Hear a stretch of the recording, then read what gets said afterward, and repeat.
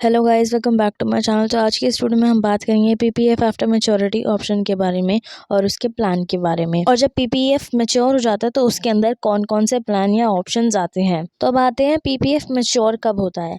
तो पीपीएफ 15 साल के बाद मैच्योर होता है। जी हाँ, 15 ईयर्स के टाइम स्पैन के बाद पीपीएफ मैच्योर होता है और उसके बाद उसके अंदर आपका जितना भी कॉन्ट्रीब्यूशन होता है वो सब सिर्फ टैक्स फ्री होता है धारा सेक्शन 80C के अंतर्गत। और ये सेक्शन 80C जो कि इनकम टैक्स की एक धारा है के अंदर मिल रहे कंट्रीब्यूशन को, उसके अंदर मिल रहे इंटरेस्ट को और इसका मिलने वाला जो भी मैच्योरिटी अमाउंट है तो उसके लिए आप लोग पूरी तरीके से रिबेट ले सकते हैं। अब यहाँ पे इसके बाद मैच्योरिटी के बाद आपके पास यहाँ पे 3 ऑप्शंस आते हैं। तो इन तीनों ऑप्शंस को लेने से पहले आपको एक फॉर्म फिलअप करना है जिसको आपको या तो बैंक को या फिर किसी भी पोस्ट ऑफिस पे जहाँ पे भी आपने पब्लिक प्रोविडेंट फंड खुलवा रखा है वह बताना होता है।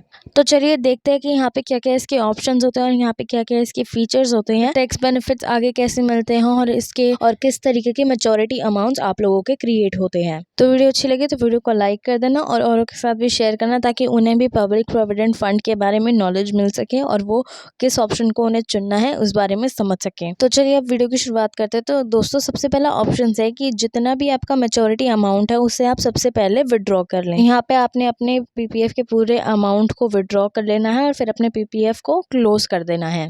तो यहाँ पे आप अपना अमाउंट विड्रॉ करके पीपीएफ को क्लोज करके एक फॉर्म फिलअप करके आप अपने बैंक को या फिर अपने पोस्ट ऑफिस को जहाँ से भी आपने पीपीएफ अपना अकाउंट खुलवाया वहाँ पे आप इन्फॉर्म करते हैं कि भाई आप अब अपना पीपीएफ अकाउंट जो है क्लोज करना चाहते हैं। तो बैंक क्या करता है या फिर पोस्ट ऑफिस जहाँ पे भी आपने खुलवाया है वो पूरी कैलकुलेशंस करके आपको इन्फॉर्म करेंगे कि आपके प्लान की मैच्योरिटी पूरी हो चुकी है। तो आप चाहे तो अपना चेक इशू कर सकते हैं या फिर आपके बैंक अकाउंट में सिंपली आपके पैसे आ जाएंगे। तो जो भी मैच्योरिटी अमाउंट आपको मिलेगा वो बिल्कुल टैक्स फ्री होगा और ना ही वो आपकी किसी सालाना इनकम में और ना किसी और चीज में कटेगा। आप उसे कभी भी अपने उस साल में क्लेम कर सकते हैं और आपका उसी के साथ साथ कोई भी टीडीएस नहीं कटेगा। तो दूसरा ऑप्शन जो है वो यहाँ पे आप लोगों को ये मिलता है। तो जो भी पैसा आप लोगों का मैच्योरिटी पर है तो हम सपोज कर लेते हैं आपके मैच्योरिटी पर 42 लाख रुपीस बने। अगर आप लोगों को लगता है कि भाई अभी हमें 42 लाख रुपीस की जरूरत नहीं है, हमारे पास अभी बहुत इनफ पैसा है तो हमें अभी इस पीपीएफ को क्लोज नहीं करना है, तो आप लोग इस पीपीएफ को जो है 5 सालों के लिए और एक्सटेंड कर सकते हैं। और ये जो 5 साल है दोस्तों इसमें कोई भी लिमिट नहीं है, आप जितने चाहे उतने बार इसे एक्सटेंड कर सकते हैं 5 साल करके। तो आप सब में से कई लोगों का अभी क्वेश्चन होगा कि भाई हम 5 साल में से मतलब एक बार के लिए बढ़ा सकते हैं या 2 बार के लिए बढ़ा सकते हैं, इसकी लिमिटेशन होंगी कुछ?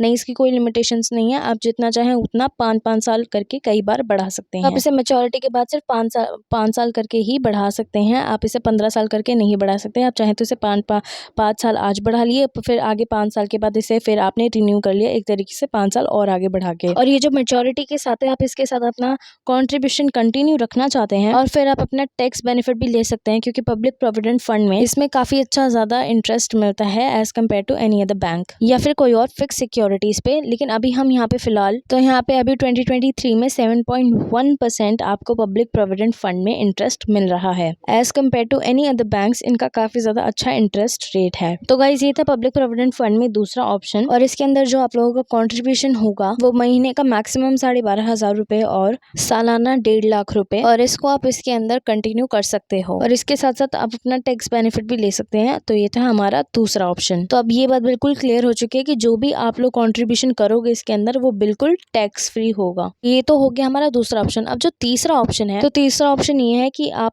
जो है अपना कॉन्ट्रीब्यूशन नहीं करना चाहते हैं।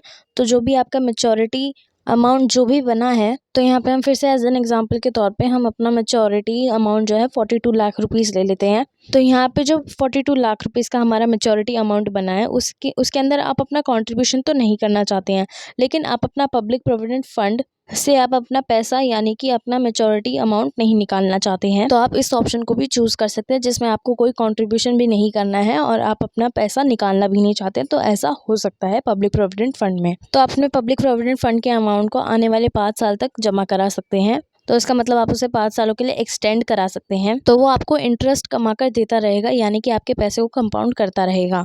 लेकिन अब आप इन तीनों ऑप्शंस में से कोई भी ऑप्शन चूज नहीं करते हैं और ना ही पोस्ट ऑफिस को और ना ही अपने बैंक को इन्फॉर्म करते हैं कि भाई आप इनमें से कोई भी प्लान नहीं चूज कर रहे हैं और ना ही बंद कर रहे हैं, और ना आप लोग ये इन्फॉर्म कर रहे हैं कि भाई हम आगे इसमें और कंट्रीब्यूशन नहीं करना चाहते हैं। तो आप लोगों का जो भी पीपीएफ है वो आपको 1 साल तक और कमा कर देगा यानी कि आप आपका अकाउंट आपको 1 साल तक के लिए और कमा कर देगा। लेकिन आपको एक बात का ध्यान रखना है कि 1 साल के बाद आपकी कोई भी इंटरेस्ट अर्निंग नहीं होगी। लेकिन अगर आप अपने पोस्ट ऑफिस को या फिर अपने बैंक को इन्फॉर्म कर देते हैं तो वो आगे भी चल करके और कमाई करता रहेगा। और अगर आप उसमें कंट्रीब्यूशन नहीं भी करते हैं तो भी वो आपको कमा कर देगा। लेकिन वो आपको एक बार अपनी बैंक की ब्रांच में जाके या फिर अपनी पोस्ट ऑफिस में जाके इन्फॉर्म करना होगा कि आप इसे बंद कर रहे हैं या फिर कंटिन्यू रख रहे हैं। तो आई होप आपको पीपीएफ को लेकर काफ़ी सारे जितने भी क्वेश्चंस होंगे वो क्लियर हो चुके होंगे। अब आपको और क्लैरिटी मिल चुकी होगी एंड आई होप कोई और क्वेश्चंस नहीं होंगे। तो ये थे पीपीएफ यानी कि पब्लिक प्रोविडेंट फंड के मैच्योरिटी के बाद के कुछ ऑप्शंस। तो आई होप आपको वीडियो काफ़ी ज़्यादा इन्फॉर्मेटिव लगी होगी। वीडियो अच्छी लगी तो वीडियो को लाइक कर देना